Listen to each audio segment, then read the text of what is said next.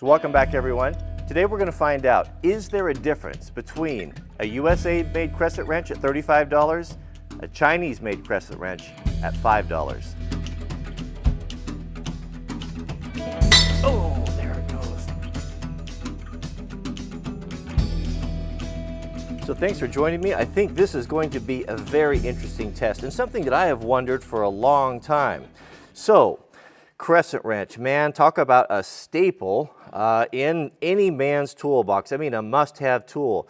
Every time you break out a crescent wrench in a video, there's always going to be someone, maybe, I don't know what we call them, elitists, that say you should never use a crescent wrench. Anyone who says that doesn't know what they're talking about. Yes, of course, it's better to use a box-in wrench or a wrench that fits the nut, but the reality of it is if you're down in the field or you're packing tools to a remote location or you want to have something in your truck that just does about everything and you don't want to pack 300 pounds of tools around, a crescent wrench is actually a very interesting, or really a great choice and a must-have. One interesting fact that I just learned about these, the first crescent wrench was invented in right around 1917 by the Crescent Company. Of course, it's still by most of us, it's referred to that to this day, even though it's an adjustable wrench and the Crescent was the brand name. Of course, the patent ran out years ago and there's a million different companies making them. Another interesting fact, remember Charles Lindbergh, the first guy who flew across the Atlantic in an airplane? He took only a very few things with him because weight was so important. He took gas, water, a sandwich, a pair of pliers, and a crescent wrench. So to give you an idea, when he had to make hard choices on what tool to take, that's what he took. So we are going to test these to failure using I will break thee, my ultimate cheater bar that I have used to break a lot of tools is nothing more than a cut-off drive shaft from a Jeep Wrangler, but man, it has made a very good cheater bar and it has broken a lot of tools. So we'll see which one's going to be tougher and can we justify the cost difference? Let's talk about that a little bit and come up and look at the fit and finish of these. I was absolutely staggered at the price difference between, well, this was actually really hard to find. This is an S&K 8-inch USA-made crescent wrench. This was one of the only USA-built crescent wrenches that I could find, and it was expensive. I mean, when you figure, I guess expensive, that's all relative. We have all been accustomed to such values and inexpensive or cheap prices on these overseas tools that when we see an American-made tool, sometimes, I mean, the sticker shock, for me anyway, is it's pretty tremendous. But so here we had it. I found it, an 8-inch crescent wrench on Amazon was $35, that included shipping. Versus, you won't believe this, the cheapest one I could find, overseas produced, it's industrial though. This one doesn't say industrial.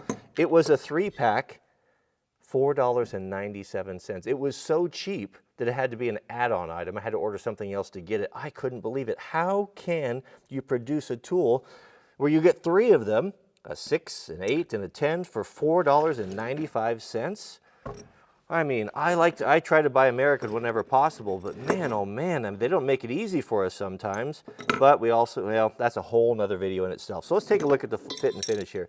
So they're both 8-inch crescent wrenches. If we open them to their extreme length here, I would imagine they're going to be comparable. It's going to be just over an inch, and of course they're exactly the same. We can see though that the S&K USA produced is more robust. It's a little bit thicker. It's definitely got a lot nicer coating on it. Rattle test. Hear that? They both rattle. But when we look close to these, we'll see that just the feel of it, you know, when you get a little grease and dirt in there, you're working outside, those little things are the difference between being able to open it with one hand and not. I found some of these bind a little bit, but it's still a functional wrench. You know, it still works. It's just the tolerances are not as nice, the finishes are not as nice. The robustness of the screw, look at that. I didn't even notice that. Big, heavy, robust screw on this one. Kind of a cheaper, smaller screw on that. This has an what is this? Oxy, what do they call that black stuff? Kind of an anti-rust. It just, you know, it does give you the fizz when you hold it. I mean, when I grab one of these American-made, and I have a couple of these, I'm like, ooh, that is a nice wrench. That has a good feel to it. It just has that thing that's hard to put into words, where these, not so much. But $35 and I don't know, when you, $2, $1.75? Goodness, I mean, that is That's a huge difference. Another thing we're going to look for is how well did the surfaces made up here when we close it. Can we see sunshine or light between the jaws as they come together? And no, I can't feel any visible deviations there. It's actually pretty good. And of course, let's see here, same. Tighten that up there. Nicely finished. Side to side movement a little bit right there. Yeah, you know, I don't know. There's a huge gulf between the prices here, and for a guy putting together a budget toolkit, is it wise to spend $35 on a crescent wrench when there's other things you need? You're gonna have to decide on that. But let's take it over to the vise and see. I've got a couple tests set up that's gonna really push these probably to failure. So the foundation of our test is ye old Snappy Tom vise mounted on a fully welded steel bench bolted to the timbers. This is a formidable clamping system right here. I've yet to, even the I will break thee can't even move this whole system. All right, so what I've got here is I've got a piece of probably 1/2 inch flat bar here.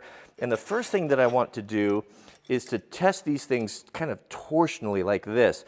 You know, these tools are not designed to work this way, but all of us, again, you know, anyone who says that they don't find themselves in these situations like this is a liar or a fraud or an elitist, because you do what you have to do. Sometimes you can't get a crescent wrench in there, and I have on many accounts put it over a bolt like this and used that with a cheater bar to do what I had to do. So let's see how much flex we get and kind of what happens. We're not going to push them to breaking strength, but we're going to put the wood to them. So we won't be using I will break thee on there. We'll use its brother, I will bend thee. And that's the nice thing about the hole in the end there. Not only is it good for a pegboard, but it's good for a pry bar like this if you need to get something in a tight area. So we're not going to go too far, but let's put some serious pressure on it and see what do we have there. We have the handle flexing. If I were to continue to push it, could I break it? It's definitely going to break at the handle. I can feel that. I've got a lot of deflection right in there, but I don't think that anything's going right there. The weak point, I would imagine, is going to twist off and break right there. A lot of flex, really, really springy. Now, if we take the $35 S&K, X&K makes great tools. They're really kind of bridge the gap between Snap-on and the cheaper tools. My granddad, he was an economical guy, being an Okie living through the Depression, and they were always really popular with him. He just found it to be a good mix of value and quality with a great warranty. All right, so on the S&K, this is not a sponsored endorsement, by the way. These are all paid for by me. Okay, so here we go. So we're going to do the same thing, put some pressure on it, and we have basically the same thing. The jaws feel really good. I think just judging from experience, if I were to push this, it's going to break probably in the same spot, but very strong. I don't think you have to worry about the jaws. I'd say both of those pass. Chalked up in the vise here, we've got a nice 5-sided, heavy, very hard steel snap-on punch. Now this will represent a bolt very well, and this is the biggest complaint you get from guys about the crescent wrenches. They round bolts off. And yes, they do have a tendency to do that, but a lot of that is because of user error, not using the tool correctly. Now, a crescent wrench is designed to be used one way, and that is this configuration clockwise. When you think about it, when you come in, you tighten it back and forth until you take all the play out of it, and you don't use the end of the jaws here. You don't come out here to the tip. That puts a lot of stress on it, and you can already see it starting to flex and open up. You come as deep as you can. Not always an option, but whenever you can, come deep as you can, and you turn it this way. By using the tool clockwise in this configuration, you're putting the stresses on the back, the meatier part of the tool. As I'm turning right here, I'm pushing on the strongest part of the tool versus here. Now, if I go this way, if I'm going counterclockwise, what it's doing is it's putting a lot of the pressure and strain on the smallest part of the tool, which is down inside in the adjustable mechanism. So come in. The proper way to do it is come in, tighten it, make sure you take the play out of it, and then you seat it as deep as you can, and you're ready to go. Now we're ready for I will break thee. All right, so we'll put this on here, and what we're going to be looking for is how the tool reacts under all of this load, and I'm just going to have to gauge it by my think so and by my feel on which one seems to want to hold the best before it slips off. Here we go. Now, because we're using a hardened steel punch, it's probably not going to mar. It's going to be the wrench that's going to mar, but I'm going to start pulling on this, and we can see I'm putting very moderate pressure, not very heavy. will the wrench be strong enough to hold as it goes over the ridge of that? Now I'm putting quite a bit more pressure on it, probably 60 pounds if I were to guess, and it's breaking over. All right, so did it break? Oh, it didn't do it any good. Uh-oh, uh-oh. Let's take a closer look here. Our test may be coming to a rapid conclusion right here. Okay, so a good wrench should be able to handle that without completely failing, but that something didn't, it's not working anymore. Something skipped or broke inside. Sometimes, I've ran into this before, you can take a brass hammer, you can give it a little bit of jarring, get things lined up again, and get it to go again. Same thing, we'll come in, tighten, take the play out of it, right there. Definitely certainly a superior tool. Will it survive the test here? Does it hold tighter? I'm gonna have to just kind of go off feel there, but so start to pull here. Definitely getting harder. It's certainly, I'm pulling harder than I did with the other one. It's holding the edge better. Actually, it's really hard. Really pulling hard now, probably well over 100 pounds. Oh goodness. Something gave. Oh, something gave. What gave? Did something break? Well, still working. Well, we need to go the whole way there. I thought that something broke inside. It didn't sound good though, did it? We need to go the whole way like we did with the Chinese wrench. All right, let's try that one more time. A lot of pressure on that. Oh goodness, look at that. Did that turn it in the vise? Surely not. Did that turn? I had that thing clamped down as tight as I could get it. Wow, that's pretty impressive. I was not expecting that. I'll have to go back and look at that footage, but I think it twisted it inside of the vise. That's one of the first tools I will break thee wasn't able to break. Okay, so I think I exerted a lot more force on it than I did with the Chinese one, and feeling here a whole lot less. I can feel a little bit of maybe something. No, it's not really. That's actually, it was a much better steel than the other one. I don't feel, it's not really dented or deformed. Actually, I think it isn't deformed at all. I think it just feels a few tool marks in there, but that's impressive. That's a very, very tough wrench. We've got to see this through. I told you we'll test these to failure. We got to test them to failure. I hate to tear up good tools, but we'll find out for future generations here. So with a little bit of smashing and manipulating, I have got the Chinese wrench to work again. So let's test these to failure and to see what breaks, what gives first. I think I'll put some safety glasses on for this one. Okay, so we have a big piece of, what is that, 1/2-inch steel bar on there. That's not going anywhere. We'll really cinch it up here. We'll put the I will break thee on there, and we'll find out what indeed will break, starting with the Chinese industrial strength. Okay, here we go. Ooh, it's a lot of pressure. I had to put my safety glasses on for this one. Oh! Something gave. I wasn't pushing that hard on it, actually. I don't know if we're going to come back. Uh-oh, pieces are falling out. That's not good. What gave? Still working, though. Let's do it again. Uh-oh. Yeah, it's something. It's definitely not as...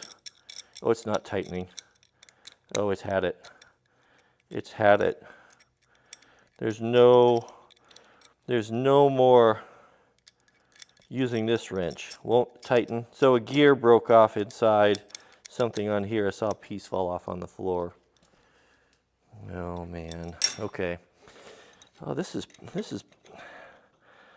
just unnatural here to break a nice tool like this, but we'll find out. So I wasn't pushing on that super hard. Make sure we're tight with I will break thee, but we'll see how much harder I have to push on this one. All right, here we go. What's going to happen? It's going to break.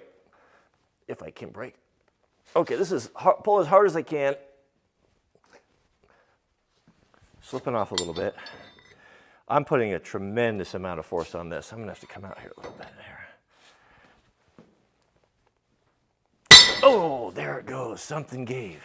Boy, that was all that I had. That was all she wrote for, yep, the I will break thee. It broke. There we go. That's what happened. Just broke clean right there at the jaw, but it was all that I had. I mean, really was everything that I had, flexing it on the end of that bar to get that to break. It was a lot stronger. No question about that. Man, that's sad. That is sad. So what did we learn in this test? Well, we learned that the American-made SK wrench is far superior than the Chinese-made wrench. But we come down to the age-old question, that debate that goes back and forth. Is it better to buy several cheap tools than it is to buy one quality tool? And that argument rages on and will always rage on for years. I can just tell you what my experience is.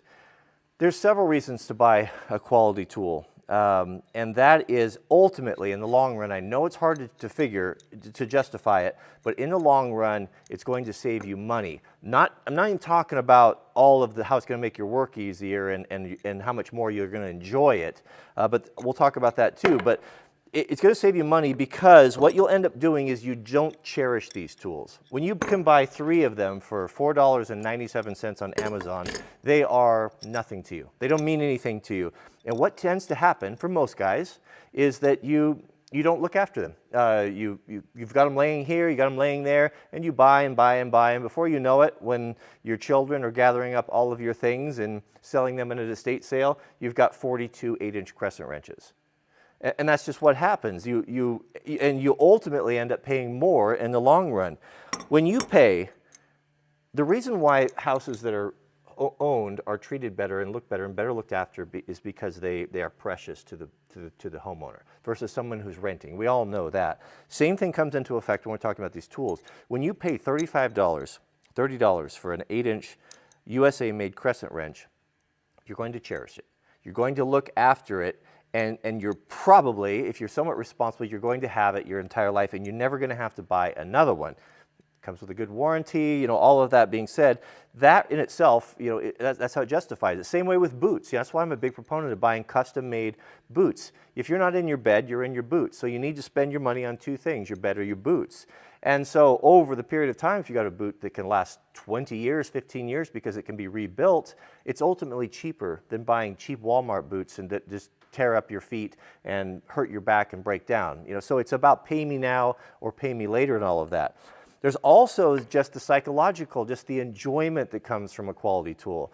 When I grab a snap-on wrench, when I grab a snap-on screwdriver, impact driver, there is a feeling that comes that's hard to justify or it's hard to explain, but I like it. It makes me feel good. I know I've got a quality tool in my hand and it's enjoyable. And life is miserable in many aspects, and we all have a lot of trouble and heartache, and wherever we can find joy, and even if it's in simple things like tools or things that make us happy, that are proud of, that we enjoy and we look after, that to me, that has a value too that shouldn't be discounted. And the final thing is letting you down in the wrong time. Many examples I could give of where quality tools made the difference. It saved the day. You may be up underneath of a car and you've got one chance to get that bolt off the bell housing, and it's in the hard to get area. And because you have a good wrench, it was able to fit on there and hold on there, and it broke loose and you got it out and didn't strip it out. Versus maybe you have a cheap wrench where you're under there in the same situation and it was just not quite good enough and it rounded and stripped the bolt off.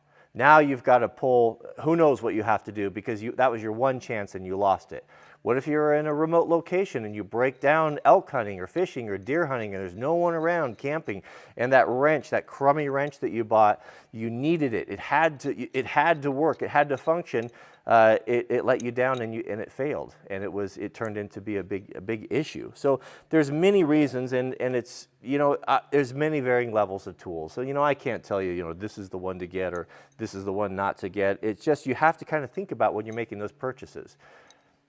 what do I need, and what do I have to spend? And to me, it's easy for me to say, you know, because I have a good set of tools, and I'm in a position in my life now where I have financially, I'm able to buy the things that I want and need, but it wasn't always that case. And there was many a time when I was younger going into a tool store where I had to make that painful decision. I've got the good one in my hand, and I've got the budget one in my hand, and it's tough. It's tough. I don't have the answer for you, but just some things to think about. But that was kind of a fun test, and I'm really impressed with the S&K. That was a great wrench, one that I would really trust. So I'll put the links to these tools in the description, and tell me what tools you'd like to see tested next. We can test some things to failure, and maybe, you know, the good versus the bad, but let me know in the comments what you'd like to see, and I can get those coming. But I kind of enjoy this to kind of see what's what. So thanks for watching, and we'll see you guys on the next video.